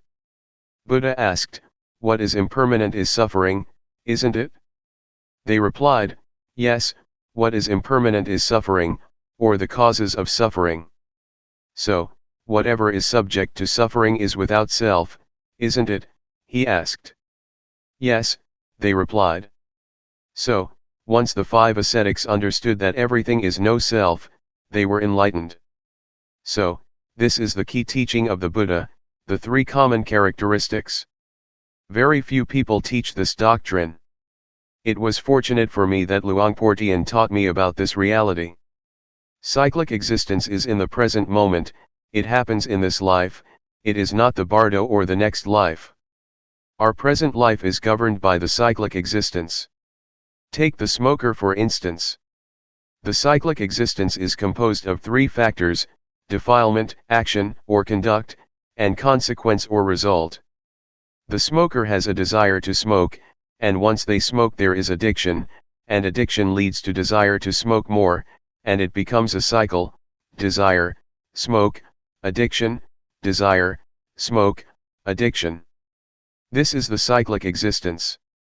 This cycle can be broken if the smoker rejects or abandons this habit. No smoke, no addiction, no desire. This finally leads to enlightenment. Once the cycle is broken, nibbana can be realized. Because there is no desire, no action arises. Once there is no action, no desire, and no addiction take place, everything becomes normal, becomes cool. Nibbana is the state of coolness. June 10, 1997. Seeing the mind. We are now following in the footsteps of the Buddha. What we are doing now is practicing what the Buddha instructed us in, that is training ourselves to be aware of body, feeling, thoughts, and mind objects. But we should learn how to do it properly, otherwise we may suffer because of the feelings, thoughts, or mind objects that arise. Our practice may be delayed or obstructed by a lot of things, such as thoughts. In fact, what we should do is just be aware of them, but sometimes we act upon them, and thus another kind of thoughts arises. It is a kind of dual or two layers of thoughts, we act upon creating more thoughts. It is not the primary thoughts that create suffering for us, but the secondary thoughts. This reaction or response to thoughts makes us unhappy and will delay our practice. So, please avoid reacting to thoughts, just be aware of them, and then let them go. In Thai, meditation practice is called Hapathabat. Hapatha means to return. What we are doing now is returning, bringing our minds back home. We tend to be driven by emotions, thoughts, feelings, and elemental conditions. They drive our minds away from home. So, we have to bring our minds back home. This means we have to resist, to go against the stream of habit, go against the stream of thoughts or emotions. Normally, we tend to follow our thoughts, but now we try to resist them, to go against habit, and return to awareness. Awareness is our home. We have to turn our minds back to awareness, to bring our minds back home. Awareness is the point of reference, it is like a pillar that we have to grasp firmly, in order to return and not be driven by any kind of mental conditions. Mindfulness meditation covers two kinds of meditation, namely, calmness meditation and insight meditation. The point is to be aware of the body and to be aware of the mind, to be aware of feelings, thoughts, and mind objects. It does not mean that you have to stop your thoughts, just see them, simply know them. When you think or when thoughts arise, just be aware of them, whenever thoughts arise, just be aware of them, no matter how often they arise. It does not matter if you have a lot of thoughts, but the point is that once one arises you are aware of it. If you have 100 thoughts, you should be aware of all 100 of them. It is not how rarely or how frequently you think, but how often you can be aware. This is what we call self-awareness, to be aware of our own thoughts. This is what Luangpor Teean emphasized. Do not be worried if you have a lot of thoughts. What you should do is be aware of whatever or whenever thoughts arise, that is all. That is the practice. If we want to attain calmness or peace, we may try to stop our thoughts or stop the thinking process, this will lead us to the calmness meditation. It will bring us only calmness and peace to our mind. This practice is like putting a stone on top of grass. The grass cannot grow. But once you move the stone, the grass will grow again. So, this kind of calmness meditation is beneficial only when you practice it. When you stop practicing it, your mind will be the same as before. So, we are not going to do that. What we are going to do is not to stop thinking but to be aware of it, to be familiar with our thoughts. The more we are aware of our thoughts, the more we are familiar with them. We will be so familiar with them that we can point our finger at them, and tell them that we will not be their victims again. We will not follow them again. This is what we are trying to do, to understand our thoughts clearly and directly, knowing that they are only the concocted or compounded beings that deceive us. But once we know this clearly, they cannot deceive us anymore, and we become their masters. We will understand that thoughts are not self, they are just the result of the concocting mind. Many practitioners or meditators may at one point be overwhelmed by various kinds of thoughts. It is like an army of thoughts is bombarding your mind. You may encounter this experience. You may feel bad, but if you keep being aware of whatever thoughts that arise, at a certain point you will suddenly become face to face with the thought. You will see clearly that it is not self, that it is not yours. The thought is there, but we do not make it personal anymore. It is not me and mine, it is not my thought, the thought is not me, it is out there, and we are not going to identify with it anymore. At that point, the thought will have no foundation to stand on to exist. It will vanish, it will dissolve. All thoughts will be dissolved instantly. This is what I call victory of the practitioner. I experienced this kind of victory, and there is nothing else except this kind of victory. I cannot explain more than this, but to ask you not to be discouraged by being bombarded by a lot of thoughts. Keep firm, stay with the awareness, with the knowingness, and then you may be able to overcome it. If you follow my instruction and are aware of body, mind, feeling, and mind objects, all of you will go straight to the target, to the end. So, keep knowing these four aspects of reality. You will gradually understand the nature of these realities, and you will be able to realize that once you hear a sound, it is just a sound you hear. Once you see a form or an object, you just see it, no more than that. So, the body, feeling, mind, or mind objects will not be able to trap you.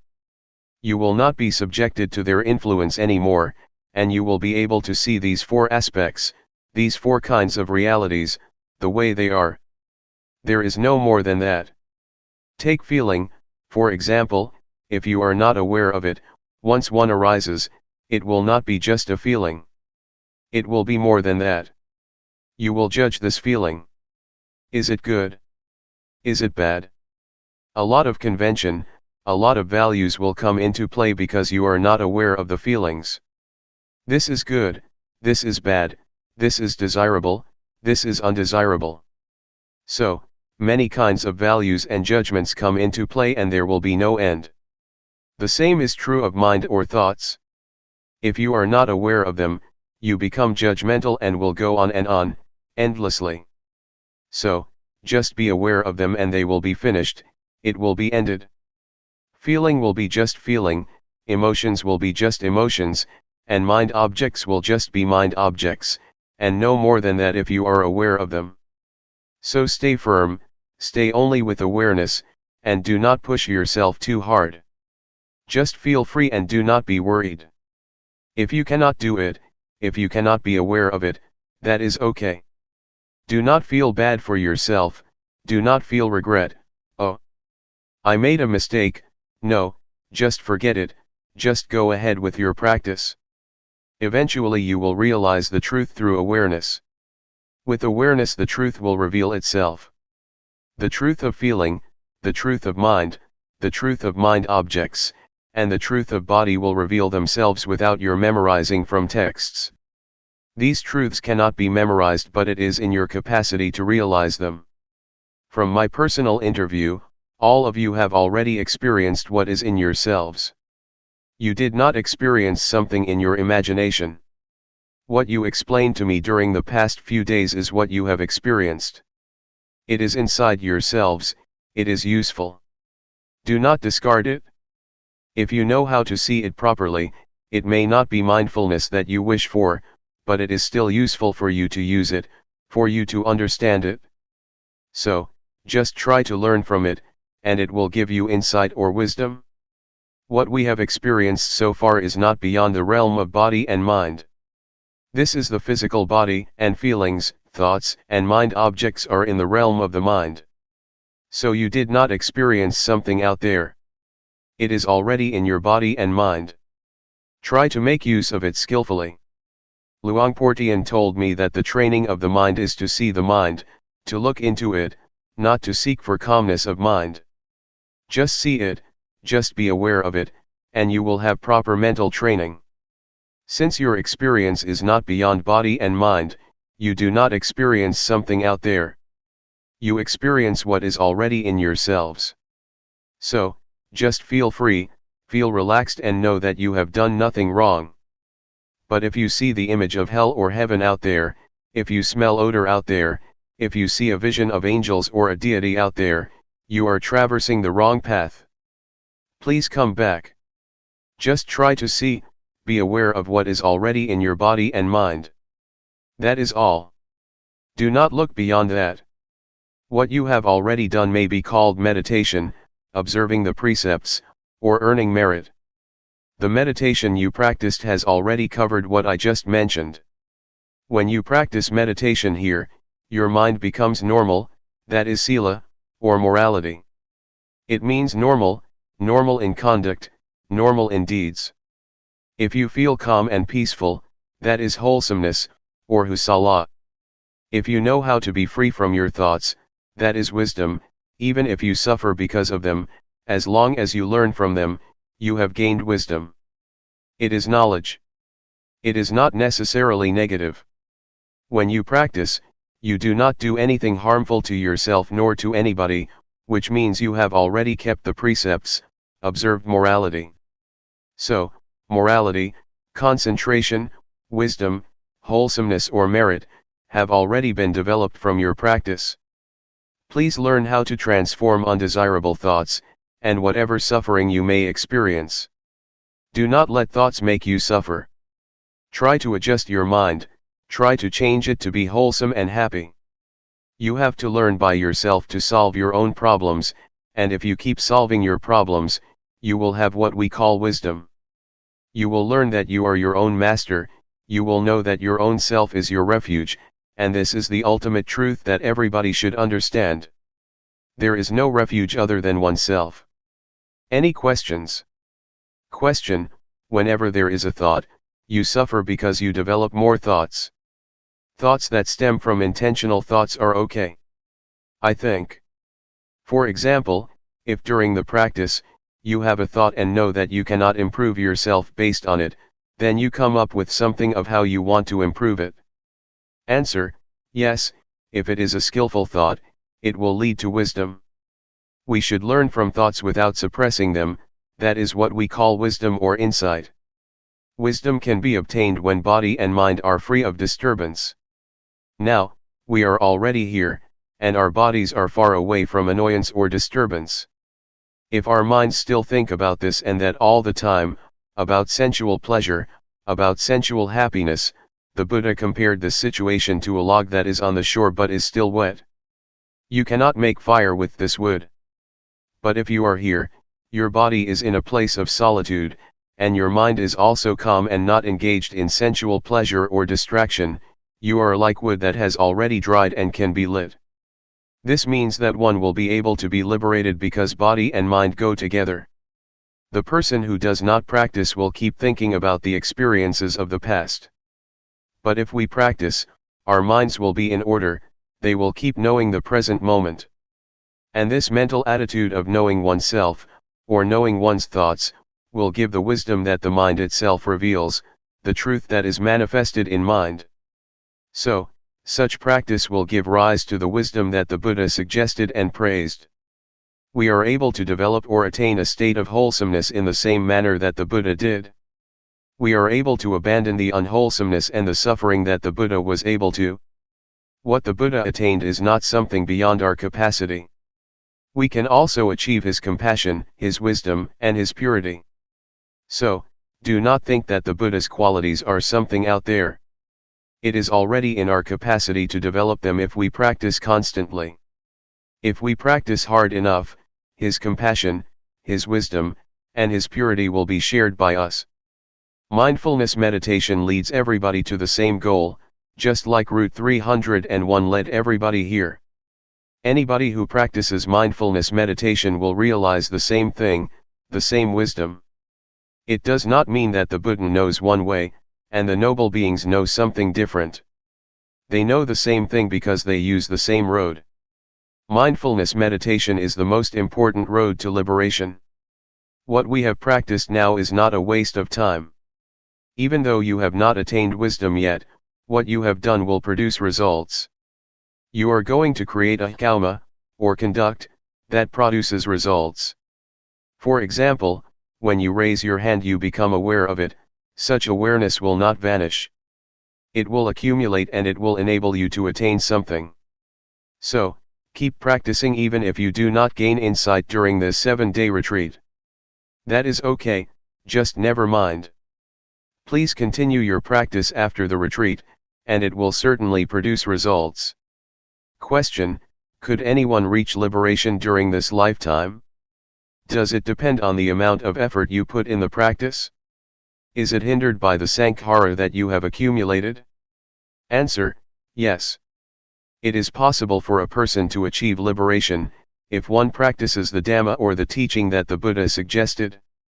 That is to develop or train in a higher morality, in higher concentration, and in higher wisdom. We are capable of reaching that point. It is not necessarily obstructed or hindered by past actions. If we practice in the present life, we are able to liberate ourselves. I would like to ask you, is there tomorrow? The teaching of the Buddha is full of marvelous characteristics. It is what the Buddha practiced by himself, and it is beyond time. It can produce results beyond the limitations of time. It is what one can realize by oneself, and it can be achieved by anybody with no limitation, and only the practitioner will realize it. You cannot practice it for other people. This is what the Buddha said. There is tomorrow, but we do not know what the chances are for tomorrow, and we cannot do anything about tomorrow. What we can do is today. The past, or yesterday, is already gone and we cannot do anything for the past.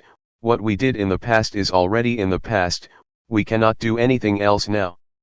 So only today can we do something. Please try to make an effort to improve today. Do not pay much attention to tomorrow or to yesterday. Question: can we teach what we have learned to other people? Answer: we teach and we share what we already have. If we are compassionate enough, we teach compassion. If we are kind enough, we teach kindness. So you share what you have already attained or teach it to other people. There are many things that we may not have achieved yet, but we are able to do that. For example, we may not have read a book but we can still give it to other people. It is like food that we do not eat but share with other people. We do not benefit from it, but we can give the benefit to other people. We just try to help as much as we can. If we find children in trouble, we should try to help them as much as we can. There are many levels of Dhamma. If you live your life according to the moral precepts, you do not harm anybody, you do not kill, you observe the 5 precepts, you have already attained some level of Dhamma. So you can teach if you behave properly.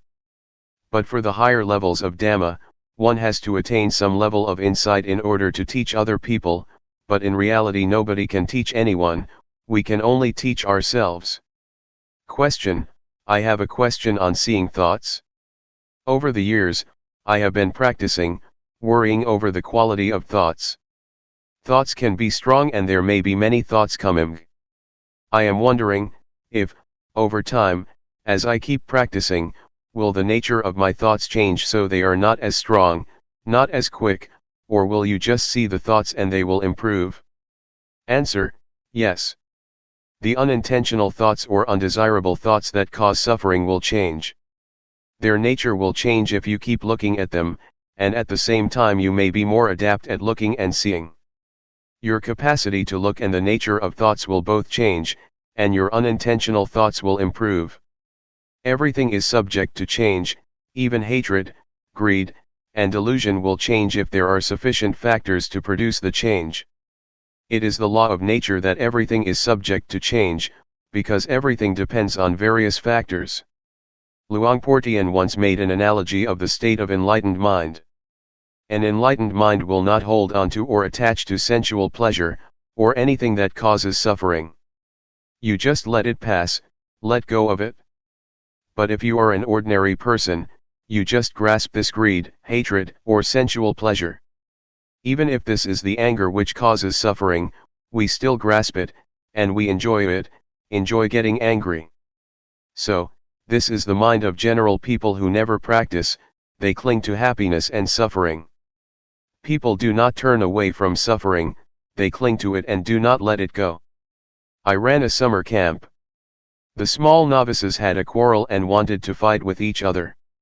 I tried to keep them from kicking and striking each other, but they still wanted to punch each other. They wanted to preserve the anger, they clung to it and would not let it go. So, this is the state of ordinary minds, of ordinary people. When the eyes of the enlightened one make contact with a form, a visual object, to see is just to see, there is no clinging to the form or to the visual object, it just falls down and suffering cannot exist. There is no attachment to the eyes or to the mind. But for ordinary minds, once the contact has been made, they cling to the noise, to the object, and cannot let them go. In fact, Luangpor Teean compares it to clay. If you throw it at a wall and it sticks, it is like an ordinary mind, you cannot let it go. You just think about it over and over, and you become happy or suffer. But for the enlightened mind, it is like dried soil, you throw it and it never sticks to the wall but just falls down. You just see it but nothing happens. Question: is appreciation of beauty a judgment? Answer: that this is beautiful or this is ugly is just convention. The mind of the enlightened one is like the leaf of the lotus that cannot be stained by water, not even a drop. The enlightened beings live in the world but cannot be stained or polluted by the world. They do not cling to the world.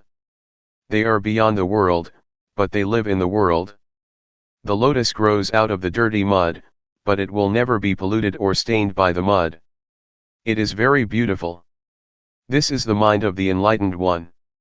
Question: why is happiness a suffering? Is it because it is unstable? Answer: if it is general happiness, it is suffering because it is subject to change. It is just convention. But supreme happiness, liberation, or enlightenment, is different. No happiness is greater than enlightenment. June 12, 1997. Foundations of Mindfulness. Please pay attention. We have been following the instructions that the Buddha gave in the sutta called Satipatthana, or the sutta about the 4 foundations of mindfulness, which covers all human activities. Human lives or human ways of conduct can be divided into 4, the realm of body, the realm of feeling, the realm of thought, and the realm of mind objects. There are a lot of details concerning these 4 aspects of a human being. Our bodies have experienced a lot of things, we have felt a lot of feelings, encountered various kinds of thoughts, and faced a lot of mind objects or mental impressions. No matter what happens to the body or to the physical form, with mindfulness we can understand the fundamental truth, or the fundamental nature that underlies the activities of the body.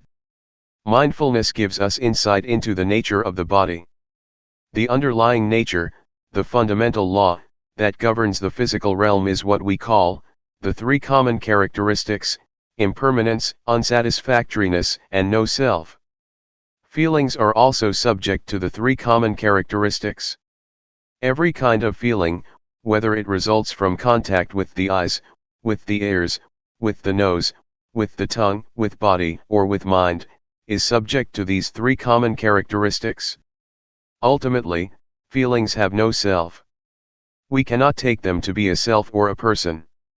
If we do not understand the reality of feelings, we will be their slave. We will try to struggle for the pleasant feelings, we will try our best to protect whatever can give us pleasant feelings. A lot of people are busy possessing objects that provide them with pleasant feelings, but they will ultimately find that they cannot keep them all the time. They are subject to change, to vanish. The Buddha always stresses that a feeling is not self, it is not the person, it is not the individual, so do not take it to be a person or self. Worldly beings who do not practice cannot understand what the Buddha said, but we will be able to understand if we practice hard enough. During the past few days we have been here, we may not have attained this insight yet, but it is within our capacity to see, to understand, and to have insight into the nature of feelings. We should understand mind or mental formations too. Thoughts, or mental impressions, are very important because if we are not aware of our thoughts they will give rise to anger, hatred, and delusion. They will give rise to pleasure, pain, sorrow, happiness, and a lot of conventions. Law, rules, regulations, and all sorts of things will come into play and your thoughts will proliferate without end. Thus we should learn to understand the thinking process. Can we see thoughts? Can we know the thoughts that arise in our minds? Do we follow the thoughts or do we just know them, just be aware of them? Do we suffer because of thoughts or do they make us happy?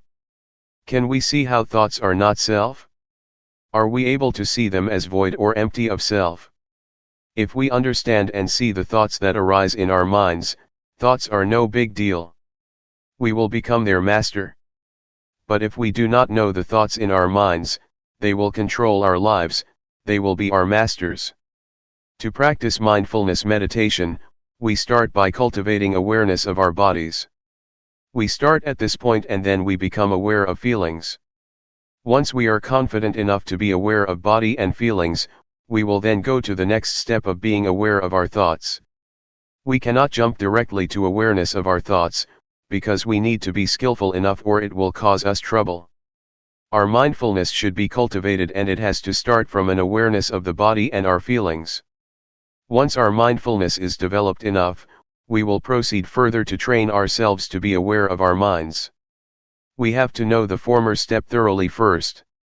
If we ignore the awareness of the body, and jump to the step of mental awareness, we will become easily lost in our thoughts. To handle our thoughts and mental impressions, we need to know their weak points. It is as thought we are going to handle a snake. Snakes are harmful, but the skillful person who knows their weak point can capture them without getting hurt. It is like handling an elephant. Elephants are very big and strong, much stronger than human beings, but if we know their weak point we can capture and harness them. Whatever strength it has, however powerful it is, it does not matter because we know how to handle it. The same goes for our relationship with our minds and our thoughts. We have to know the weak point of our thoughts, then we will understand and will be able to handle them. We should know what their source is and how they are conditioned. With this knowledge, thoughts will not be harmful anymore.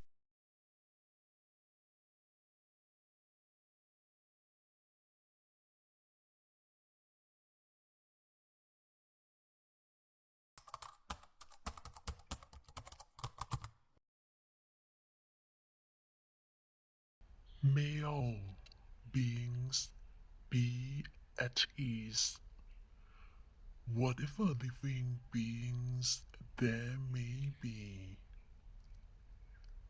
whether they are weak or strong, omitting none, the great or the mighty, medium, short or small, the seen and the unseen, those living near and far away, those born and to be born. May all beings be at